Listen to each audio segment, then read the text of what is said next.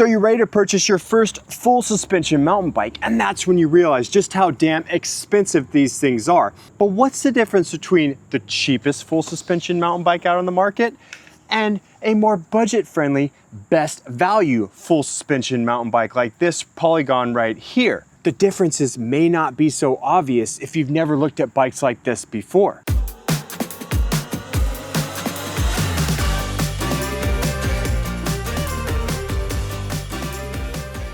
So in today's video, I got two of the most affordable mountain bikes on the market. This is the Polygon Siskiu T6 that cost over $1,500, which I know what some of you guys are thinking. That's still too much money.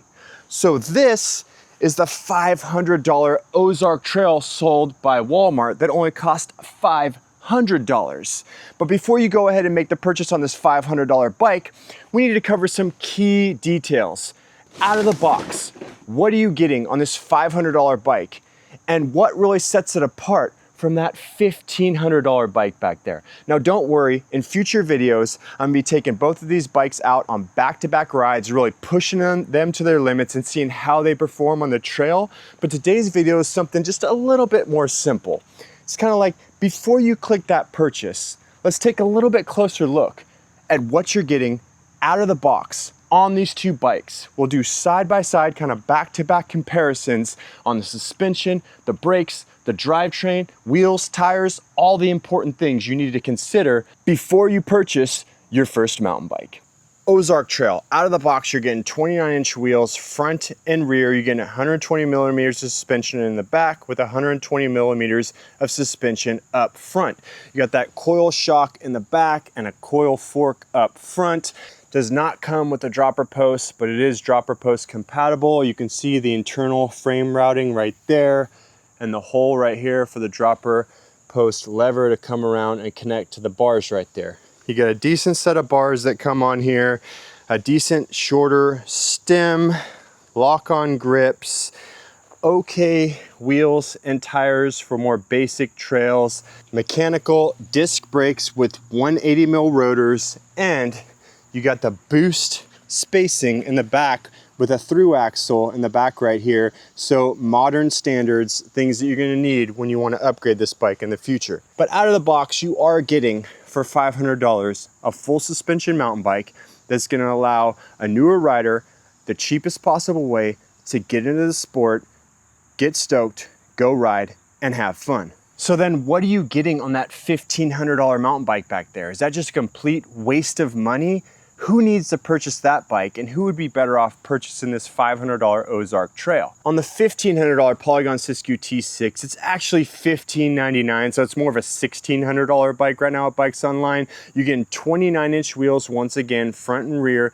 You're getting 135 millimeters of suspension in the back and 140 millimeters of suspension travel up front. You get an air shock out back, so this allows you to dial in the suspension no matter what the rider's weight is, and then you get an air fork up front with that 140 millimeters of adjustable suspension travel to really dial in that suspension up front. One of the key things you get on this bike also is you get a dropper post that already comes installed on it. So you can see you hit the lever right there, seat post goes up for that perfect pedaling position. Hold in the lever, push the seat down, seat gets out of your way for bombing back downhill. The pedals have pins in them. These are going to be essential to provide you plenty of grip, especially when the trails get wet. The cockpit is just a little bit more dialed in with bars that are just a tiny bit wider, a little bit higher rise on there. So you're probably going to feel the difference when you're riding this bike. Super short stem on here for that stability and control at those higher speeds. And an overall better looking bike. I think just looking side by side, you can kind of tell that that bike's a little bit more expensive, but that doesn't really tell you why you're paying so much more. So let's dive a little bit deeper into the suspension. Actually, we'll start with the wheels, the tires, then we'll go into the suspension, and then the drivetrain, and then finally the brakes to talk about what really sets these two bikes apart. So both of them have 29-inch wheels front and rear. Both of them have a boost 148 rear through axle, which boosts that 12 by 148 is your standard sizing. You're gonna want to be able to upgrade your wheels later on in the future. Both of the wheels are tubeless compatible. These ones are more tubeless compatible. The ones on the Polygon are tubeless ready. What that means is that you can set up these rims tubeless. I don't think the tires are tubeless ready, and you're not gonna have the wheels aren't gonna be like, the rims aren't gonna be pre-taped and ready, so it's gonna be a little bit harder to set these up tubeless. The Polygon, I've done this plenty of times in the past. All you do is pop off one side of that tire, remove the tube, the rim is already pre-taped. You just add in some sealant, a tubeless valve stem in there, pop the tire back on, and just about anybody could set these wheels up tubeless with, you know, a couple YouTube videos and a little bit of time. Tires. Completely different sets of tires on these two bikes. These are these Kenda tires. They're 29 by 2.35, so a little bit narrower, more of like a cross-country pattern on here, with really thin, little tightly spaced knobs that aren't going to provide you a ton of grip, and the tires are pretty thin. The sidewall on here is pretty thin, which means you're going to have to keep these with pretty high tire pressure to not get pinch flats on here. Moving on to the tires that come on the Polygon, it has Maxxis Dissector tires, 29 by 2.4 front and rear, big, super beefy tread pattern on here, going to provide you plenty of grip, yet fast rolling tires at the same time. They have what we call a 3C Max Terra compound, so that's how soft the rubber is right there, yet they still have a EXO Plus casing, so a thick casing, soft rubber, easy to set up tubeless. These tires, there is no doubt that these tires, these Maxxis Dissector tires, will outperform those tires right there. The only way, or the only time that these tires might be better is if you're just gonna stick strictly to paved, like asphalt bike paths, then these tires are a little bit better designed for that. But a way more expensive tire, a set of Maxxis tires like that costs about $100 each. I'm not sure what these Kenda tires cost. Leave in the comments down below. 30, 40 bucks for both, maybe. But one of the biggest things about this wheel and tire setup on the Walmart bike is that this front tire is not a through axle. That is a quick release, and the wheel just comes straight out. What does that mean? That means that, first of all, it's not going to give you as solid of a connection. It's not going to give you as much stability and stiffness in that fork when you're mobbing back downhill. Second of all, if you wanted to upgrade your wheels to something a little bit better, like what comes on this Polygon, you can see those have a straight through axle right there with boost spacing up front.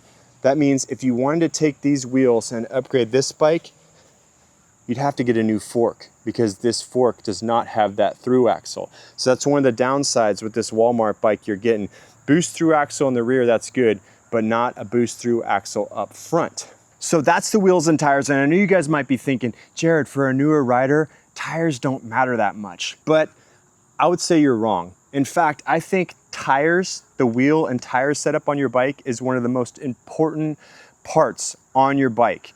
If you upgrade the tires on your bike and put a good set of tires on your bike that are designed for the type of riding you're doing, it will completely change how your bike handles and the level of confidence you have riding that bike. But moving on from the tires, let's go ahead and talk about drivetrain, and then we'll get into the suspension and then the brakes. So the drivetrain on the Ozark trail right here is a Shimano Q's, so good brand. That's important, have a good reputable brand right there, but it's a 1x9 drivetrain.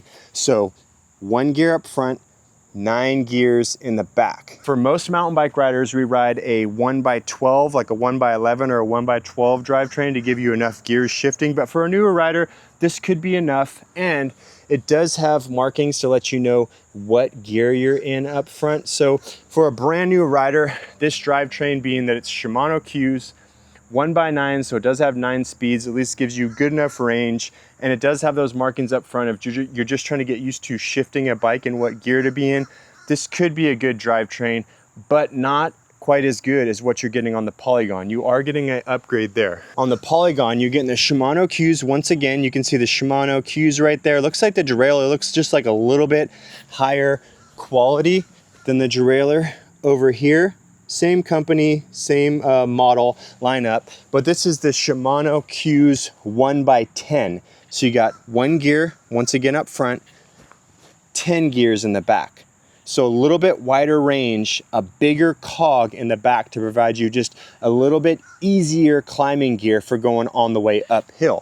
Now moving up to the shifter up here, you can see there's no numbers, so it's not going to tell you which gear you're in. But for most mountain bikers, you don't need the numbers. You're going off feel. You're not looking down at the bars as you're shifting. As it gets a little bit harder, you just shift that gear down a little bit lower and keep pedaling, and eventually you max out at the top, and maybe you're looking back at the cassette then to see if you have one more gear left, but you don't need the numbers. Real quick, since they're down here on the drivetrain, let's talk about the pedals. You can see on the Polygon, it comes with pedals, and the pedals have metal pins in it. Don't need the reflectors on there unless you're riding on the road, but you do need the metal pins when you're out on the trails. The trails get wet. You don't want your feet slipping off there. That's gonna cause you to crash. You can see moving over here to the Ozark trail, the pedals have these little plastic knobs on here, just not gonna provide you enough grip, but that's not a huge deal because most people upgrade their pedals when they get the bikes anyways. So let's move on from the drivetrain. We covered that, and then let's move on to the suspension. So coil in the rear and this suspension up fork, what's going on inside here? And how does it compare to this air shock in the rear right here with this little red knob up here and this fork that's got these black stanchions? Now, other than wheels, I can tell you right now, suspension is going to be the first thing you realize when you jump on a bike. The biggest difference between the two of these, if you did side-by-side comparisons, is going to be that suspension. Like I said, this bike does only have 120 millimeters suspension in the back and the front, and the T6 does have 135 millimeters of suspension in the back with a 140 millimeter fork up front. So not exactly apples to apples. 120 millimeters is a little bit more into that cross country or down country range, to whereas 135 to 140 suspension travel fits like, you know, right in the middle of that trail bike range and a little bit more capable bike for smashing downhill. Other than the amount of travel, just looking at the type of suspension that's on these two bikes. You can see on the Ozark Trail, you got this coil shock in the back right here.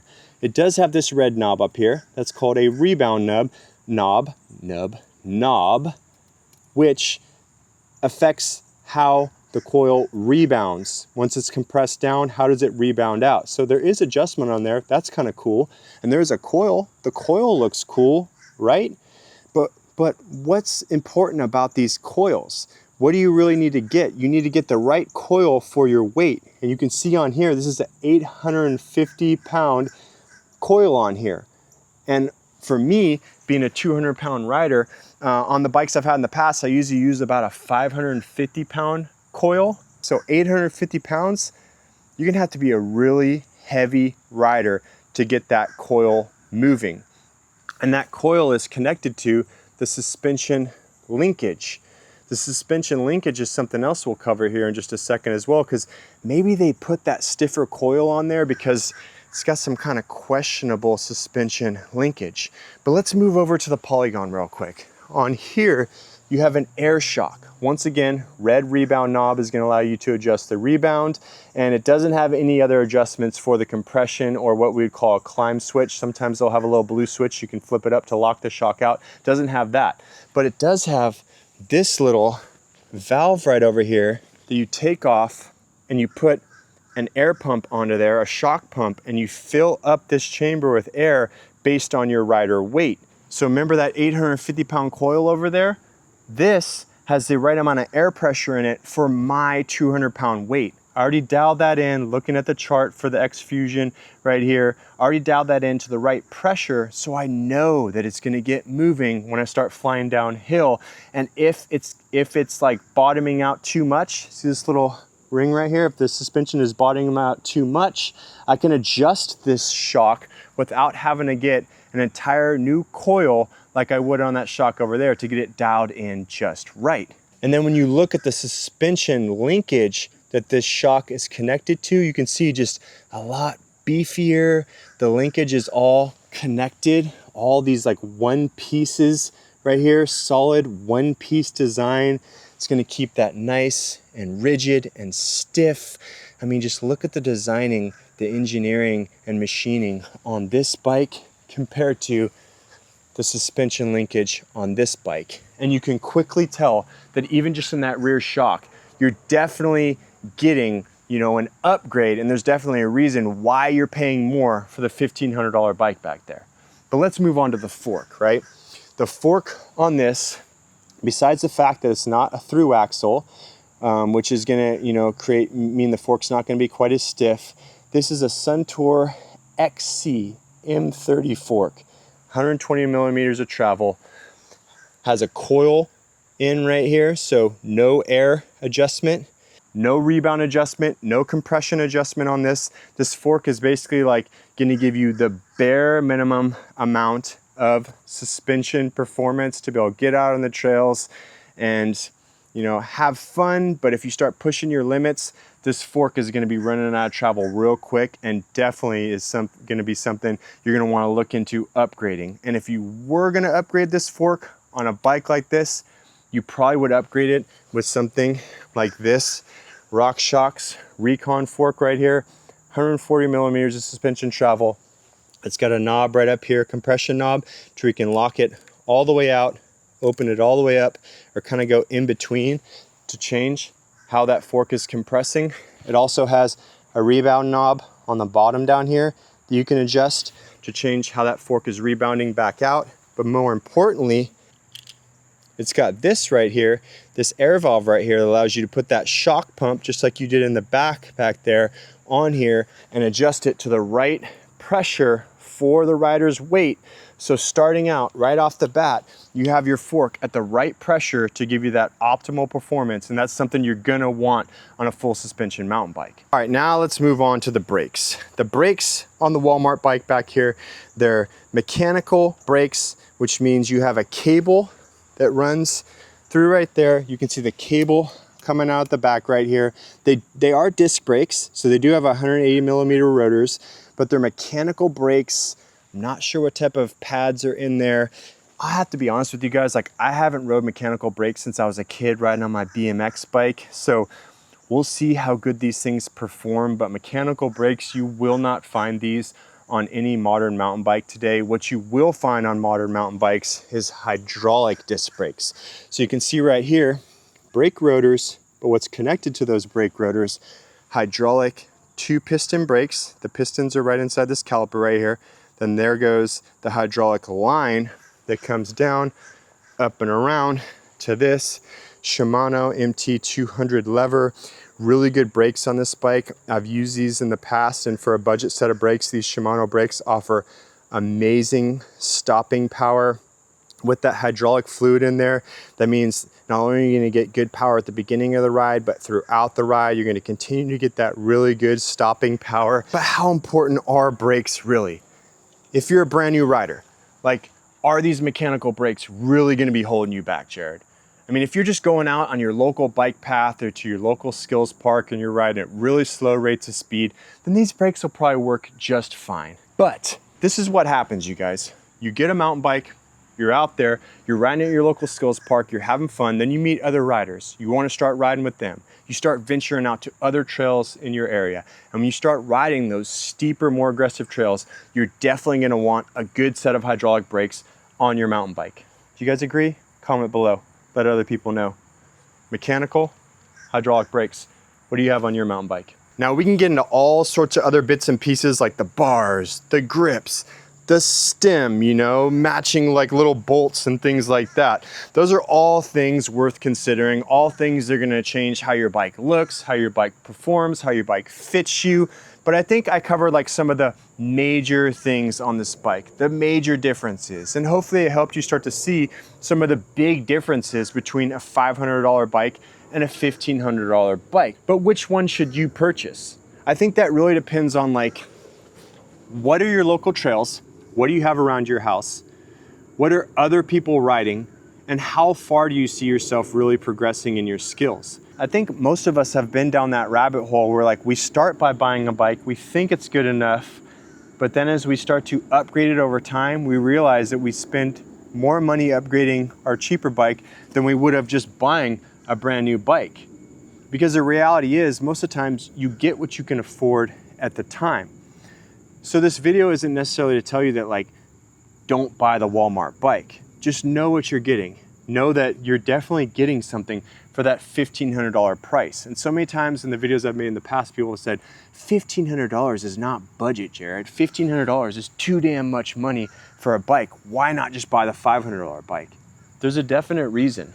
Like, I know when I got into mountain biking, I was coming off a BMX background, a skateboarding background. I knew I had some more advanced trails around my house I was gonna wanna hit. So there's no point in me wasting money on a $500 bike, wasting tons of time and resources figuring out like what parts I could upgrade on it, how to upgrade those parts, how much that was gonna cost. Because at the end of the day, I knew I'd end up spending more money than I would have just getting the right bike from the get-go. Now, I'm sure this video has already pissed quite a few people off. I hope it hasn't. I hope I've given you guys some stuff to think about when it comes to a $500 bike and the difference between that and a $1,500 bike. This video is not sponsored, you guys, but I do have affiliate links down there in the pinned comment and the video description for Polygon Bikes Online. I reached out to them. I keep telling them to send me more bikes because I truly think that is the best bang for your buck bike. If you can't afford it, and if you're not riding as advanced of trails, then sure, go with something like the Ozark Trail. Just know that it's gonna have some limitations, some things that are gonna hold you back eventually, and some upgrades you're gonna have to do if you want it to be as good as something like the Polygon Siskiu T6.